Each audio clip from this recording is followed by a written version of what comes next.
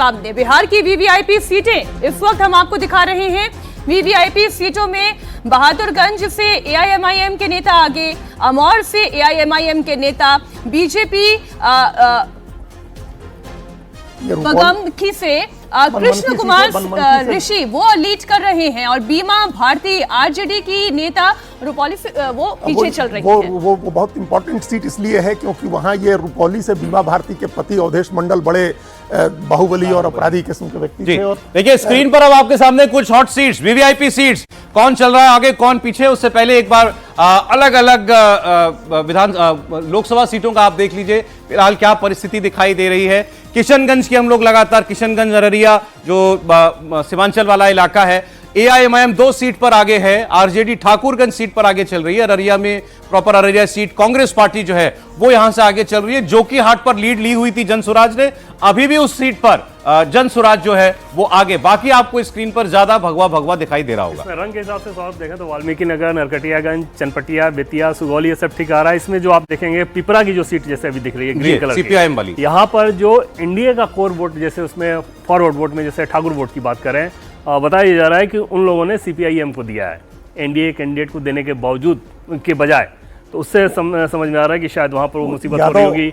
गोविंदगंज की सीट के हिसाब से बात करें तो एलजेपी बहुत सुकून में होगी क्योंकि यहाँ पर बीजेपी के स्थानीय कार्यकर्ता इस बात को लेकर नाराज थे कि एलजेपी को हमारी सिटिंग सीट क्यों दे दी गई, उन्होंने चुनाव में बहुत सपोर्ट नहीं किया। तो अगर ये रंग बरकरार रह जाता है तो एलजेपी के लिए बहुत राहत वाली बात होगी। अच्छा, 130 से ज्यादा सीटों के रुझान आ चुके हैं। 139 सीटों के ट्रेंड्स जो हैं वो आप इंडिया टीवी की स्क्रीन पर देख रहे हैं। जेडीयू 34 पर, बीजेपी 33 पर आगे, कुल 80 ट्रेंड्स में आगे दिखाई दे रही है। एनडीए की टैली 51 पर महागठबंधन, जिसमें से 35 आरजेडी की अपनी सीटों पर आगे वो चल रही है। 8 पर अब कांग्रेस पार्टी आगे हो गई, थोड़े रफ्तार पकड़ी कांग्रेस ने भी, और लेफ्ट 6 सीटों पर आगे चल रही है। वीआईपी 1 पर, जनसुराज 4 पर, एआईएमआईएम की तीसरी सीट भी आ गई है आज, इस पर वो आगे। ये भी इंटरेस्टिंग है, देखना होगा। मतलब असदुद्दीन ओवैसी का जो लगाया जोर है वो अभी तक तो काम करता हुआ हमें दिखाई दे रहा है। गौरव और राम की सीट बीजेपी आगे, जहां फ्रेंडली फाइट थी, ऐसी 12 सीटें हैं जहां पे कलर के हिसाब से स्टार्ट करें वहां से, तो कदवा बलरामपुर ये एक्सपेक्टेड लाइन पे नजर आ रहा है इसका रंग। और प्राणपुर एनडीए मान के चल रही है कि वो जीतेगी, बीजेपी के जीतेंगे यहाँ पे। बरारी फिर बीजेपी मान के चल रही है यहाँ पे जीतेंगे। कटिहार तो कलर ठीक नजर आ रहा है। कस्बा की अगर बात कर लें तो वो कलर ठीक लग रहा है। बनमन की बीजेपी का स्ट्रांग होल्ड है, वहाँ पे जीतेगी। धमदाहा की सीट का अभी जो रंग है वो थोड़ा सरप्राइज है। धमदाहा वाले ये महागठबंधन मजबूत है यहाँ पर, यहाँ पे। हाँ, कटिहार की जो सीटें हैं ना वहाँ पे जबरदस्त वोटिंग हुई थी।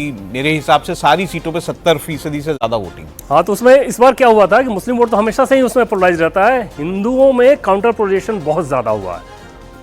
चाहे कटिहार की बात कर लें, किशनगंज की बात कर लें, सहरसा में सौरभ देखिए ये दिलचस्प है कि आईआईपी यानी कि जो पान तांती वाला कम्युनिटी है ना, हाँ ये इंटरेस्टिंग है। लगभग 35 से 40 हजार वोट है यहाँ पे सहरसा में वो, और वो पहले एनडीए के वोटर हुआ करते थे। इस बार उन्होंने पाला बदला क्योंकि उनके कम्युनिटी के व्यक्ति थे, और बीजेपी के भीतर ये बात हो रही थी कि उनको भी रख लेना चाहिए था अपने गठबंधन में। ट्रायंगुलर फाइट वाली बहुत क्लोज ट्रायंगुलर फाइट होगी क्योंकि जनसुराज के बहुत ही मजबूत उम्मीदवार हैं। किशोर कुमार मुन्ना 2 बार के एमएलए हैं, वो लड़ रहे हैं, और वो झा है आलोक रंजन झा वो बीजेपी से। हालांकि बीजेपी ने मेहनत बहुत किया लेकिन वो 35-40 हजार वोट वाली वो समस्या नजर आ रही थी। इसके अलावा बिहारीगंज, आलमनगर, सोनबरसा ये एकदम एक्सपेक्टेड लाइन पर नजर आ रहा है। महिसी एक्सपेक्टेड लाइन में नजर आ रहा है। गौरम बराम बीजेपी, हालांकि पिछली बार वीआईपी जीती थी एनडीए गठबंधन के तहत, इस बार फिर से वो एक्सपेक्टेड लाइन पे है।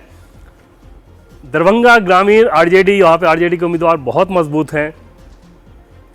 Darbhanga proper BJP, Gaighat RJD, एक वीआईपी की सीट, औराई की सीट दिख रही है। बहुत दिलचस्प सीट है। बीणा देवी जो एमपी हैं वैशाली से, उनकी बेटी लड़ रही है कोमल सिंह, बड़े लड़ाई झगड़े के बाद वो सीट गई है गायघाट पर। दिनेश सिंह और बीणा देवी उनकी बेटी है, उसमें वहां पे फिर एनडीए कार्यकर्ताओं के भीतर बहुत नाराजगी बहुत नाराजगी थी। गोपालगंज की देखिए 6 सीटों में 3 ट्रेंड्स आए, तीनों जेडीयू के पक्ष में। कुचायकोट, भोरे, हथुआ सीट जेडीयू आगे चल रही है यहाँ से। और यहाँ पे ये दिख रहा है कि कुशवाहा वोटर ने एकदम से एनडीए के पक्ष में वोट किया है क्योंकि पिछली बार उसमें थोड़ा बिखराव हो रहा था। हालांकि 4 सीट तब भी एनडीए जीता था, 2 महागठबंधन जीता था। इस बार ऐसा लग रहा है कि वहाँ पे वो लोग उसको, देखिए सीवान में आप कह रहे थे कि सीपीआईएमएल का भी असर है, एक सीट पर जीरा 2 की सीट पर सीपीआईएमएल वो एक्सपेक्टेड लाइन पे रहेगा।